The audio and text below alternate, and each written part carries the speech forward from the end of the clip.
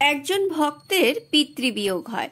তার পিতৃশ্রাদ্ধের দিন শ্রাদ্ধ বাসরে উপস্থিত থাকার জন্য সেই ভক্ত বাবাকে খুব পীড়াপিড়ি করতে লাগলেন। শেষে অনেক মিনতির পর বাবা বললেন, বেশ, আমি যাব বটে, কিন্তু একলা যাব, যে কোনো সময়েই যাব, তোমরা কেউ আমাকে সঙ্গে করে নিয়ে যেতে পারবে না। ভক্তরা তাতেই রাজি। শ্রাদ্ধের দিন সকলেই জানতে পেরেছেন বারোদির ব্রহ্মচারী বাবা আসবেন। সকলে অধীর আগ্রহে তাকে দেখার জন্য অপেক্ষা করছেন। যখন শ্রাদ্ধের বেদিতে শ্রাদ্ধকার্য আরম্ভ হলো, ঠিক সেই সময় একটি কালো কুকুর দৌড়ে এসে সেখানে দাঁড়ালো। সকলেই মারমার করে চেঁচিয়ে উঠল। সকলেই বলতে লাগলো, কুকুর প্রবেশ করে শ্রাদ্ধ বাসর অপবিত্র করে দিয়েছে। একজন একটা চেলা কাঠ এনে সজোরে কুকুরের গায়ে কয়েক ঘা বসিয়ে দিল। কুকুরটা মার খেয়ে প্রথমে শ্রাদ্ধবেদিতে বসা গৃহস্বামীর দিকে করুণভাবে চাইল, তারপর ধীরে ধীরে প্রবেশদ্বার দিয়ে বেরিয়ে গেল।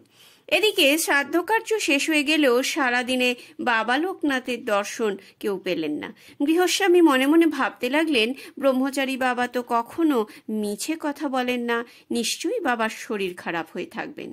তিনি চিন্তান্বিত হয়ে পড়লেন। রাতে সব কাজ মিটে গেলে তিনি বারোদি আশ্রমে এসে উপস্থিত হলেন বাবার খোঁজ নিতে। আশ্রমে এসে তিনি দেখলেন বাবা শুয়ে আছেন। তিনি বাবাকে জিজ্ঞাসা করেন, বাবা কেন তার শ্রাদ্ধ বাসরে যেতে পারলেন না? বাবা তখন তাকে বললেন, এত আদর করে নিমন্ত্রণ করে শেষকালে এমন প্রহার।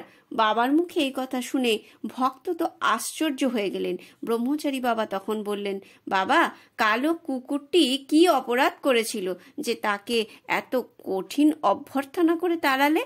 সকলে একথা শুনে বিস্ময়ে হতবাক হয়ে গেলেন।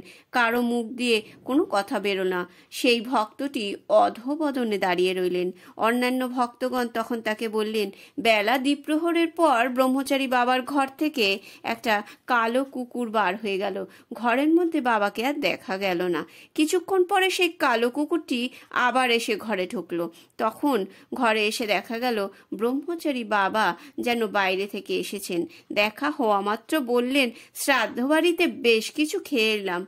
এই কথা শুনে সেই ভক্তের আর লজ্জার সীমা রইল না।